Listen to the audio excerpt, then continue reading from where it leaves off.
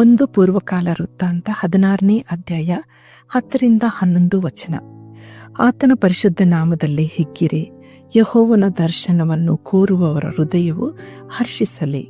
ಯೆಹೋವನನ್ನು ಆತನ ಬಲವನ್ನು ಆಶ್ರಯಿಸಿರಿ, ನಿತ್ಯವೂ ಆತನ ದರ್ಶನವನ್ನು ಅಪೇಕ್ಷಿಸಿರಿ. ಪ್ರಿಯರೇ, ಈ ಒಂದು ಅಧ್ಯಾಯದಲ್ಲಿ ಅದ್ಭುತವಾದ ದೇವರ ವಾಕ್ಯದಲ್ಲಿ ನಾವು ನೋಡುವರಾಗಿದ್ದೇವೆ. ಈ ಪೂರ್ವಕಾಲ ವೃತ್ತಾಂತ 16ನೇ ಅಧ್ಯಾಯ ದಾವೀದನ ಕೀರ್ತನೆಯಾಗಿದೆ. ಫಿಲಿಸ್ಟಿಯರನ್ನ ಸೋಲಿಸಿ ದೇವ ಮಂಜೂಷವನ್ನು ಹಿಂತಿರುಗಿ ಪಡೆದಾಗ ದಾವೀದನು ಅತೀ ಸಂತೋಷದಿಂದ ನಾಟ್ಯವಾಡುತ್ತಾ ಆ ದೇವರ ಮಂಜೂಷವನ್ನ ಹೊರುತ್ತಾ ಬರುವ ಒಂದು ಸಮಯದಲ್ಲಿ ರಚಿಸಿದಂಥ ಕೀರ್ತನೆಯಾಗಿದೆ. ನನ್ನ ಪ್ರಿಯ ಸಹೋದರ ಸಹೋದರಿಯರೇ, ದಾವೀದನು ಮಹಾರಾಜನಾಗಿದ್ದಾಗ್ಯೂ ಆತನ ಒಂದು ಬಲ ಪರಾಕ್ರಮವು ಪ್ರಶಂಸಿಸುವಂಥ ಒಂದು ವಿಷಯವಾಗಿದೆ. ಆತನು ಕರಡಿಯನ್ನ ಮತ್ತು ಸಿಂಹವನ್ನ ಸೀಳಿಬಿಟ್ಟಂಥ ಒಬ್ಬ ವ್ಯಕ್ತಿ.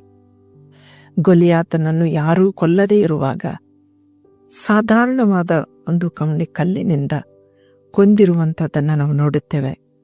ದಾವೀದನು ಪ್ರತಿ ವಿಷಯದಲ್ಲಿ ದೇವರ ಬಲ ಪರಾಕ್ರಮ, ದೇವರಲ್ಲಿರುವ ನಾಮ, ಆತನಲ್ಲಿರುವ ಶಕ್ತಿ, ಆತನಲ್ಲಿರುವ ಜ್ಞಾನವನ್ನೇ ಪ್ರಶಂಸಿಸುವ ಆತನಾಗಿದ್ದನು.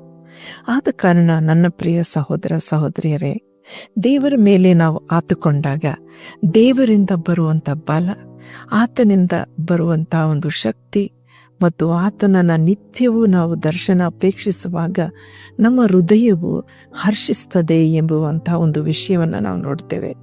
ಪ್ರಿಯರೇ, ನಮ್ಮ ಒಂದು ಜೀವನದಲ್ಲಿ ನಮ್ಮ ಒಂದು ಅಚೀವ್ಮೆಂಟ್ಸ್ ಅಂತಂದರೆ ನಾವು ಯಾವುದನ್ನ ನಾವು ಹೊಂದಿದ್ದೇವೋ, ಸಾಧಿಸಿದ್ದೇವೋ ಆ ವಿಷಯಗಳನ್ನು ನಾವು ನೋಡಿ, ಇದು ನನ್ನ ಜ್ಞಾನದಿಂದ ಆಯಿತು, ಇದು ನನ್ನ ಬುದ್ಧಿಯಿಂದ ಆಯಿತು, ಇದು ನನ್ನ ಸಾಮರ್ಥ್ಯದಿಂದ ಆಯಿತು, ಇದು ನನ್ನಲ್ಲಿರುವಂಥ ಹಣದಿಂದ ಆಯಿತು ಎಂಬುದಾಗಿ ನಾವು ನಮ್ಮನ್ನು ನಾವೇ ಪ್ರಶಂಸೆ ಪಡಿಸ್ತೇವೆ.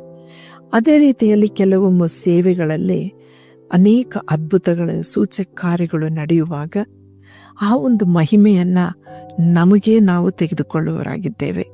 ಹಾಗಾದರೆ ಪ್ರಿಯರೇ, ಈ ವಾಕ್ಯದಲ್ಲಿ ದಾವೀದನು ಹೇಳುವಂಥ ಅತೀ ಸುಂದರವಾಗಿ ರಚಿಸಿದಂಥ ಈ ಕೀರ್ತನೆಯಲ್ಲಿ ಆತನ ಪರಿಶುದ್ಧ ನಾಮದಲ್ಲಿ ಹಿಗ್ಗಿರಿ, ಯೆಹೋವನ ದರ್ಶನವನ್ನು ಕೋರುವವರ ಹೃದಯವು ಹರ್ಷಿಸಲಿ ಎಂಬುದಾಗಿ ಹೇಳುತ್ತೆ. ನಾವು ಪರಿಶುದ್ಧ ನಾಮದಲ್ಲಿ ಸಮಸ್ತವೂ ಸಾಧ್ಯ. ಯೆಹೋವನು ದೇವರು ನಮ್ಮನ್ನ ಸೃಷ್ಟಿಸಿದಾಗ ಆತನ ದರ್ಶನವನ್ನ ಕೋರುವವರ ಹೃದಯ ಹರ್ಷಗೊಳ್ತದೆ ಎಂಬುದಾಗಿ ದಾವೀದನು ಅನುಭವದಿಂದ ಹೇಳುತ್ತಿದ್ದಾನೆ. ಅದೇ ಪ್ರಕಾರ ಯೆಹೋವನನ್ನು ಆತನ ಬಲವನ್ನು ಆಶ್ರಯಿಸಿರಿ, ನಿತ್ಯವೂ ಆತನ ದರ್ಶನವನ್ನು ಅಪೇಕ್ಷಿಸಿರಿ ಎನ್ನುವಾಗ ರಾಜನಾದ ದಾವೀದನು ಬರೆದಂಥ ಈ ರಚನೆಯಲ್ಲಿ ನಾವು ತಿಳಿಯುವಂಥ ಮುಖ್ಯವಾದ ಅಂಶ, ಆತನ ಪರಿಶುದ್ಧ ನಾಮದಲ್ಲಿ ಹಿಗ್ಗೋಣ, ಆತನ ದರ್ಶನಕ್ಕಾಗಿ ನಾವು ಕೋರುವವರಾಗೋಣ ಮತ್ತು ಹೃದಯದಲ್ಲೇ ದೇವರ ಹರ್ಷ ಮತ್ತು ಸಮಾಧಾನ ಬಲವನ್ನು ಹೊಂದೋಣ. ಬನ್ನಿ ಪ್ರಿಯರೇ, ಪ್ರಾರ್ಥನೆ ಮಾಡೋಣ. ನಮ್ಮನ್ನು ಬಹಳವಾಗಿ ಪ್ರೀತಿ ಮಾಡೋ ಪರಲೋಕ ತಂದೆ, ಈ ವಾಕ್ಯಕ್ಕಾಗಿ ಸ್ತೋತ್ರ ಸ್ವಾಮಿ.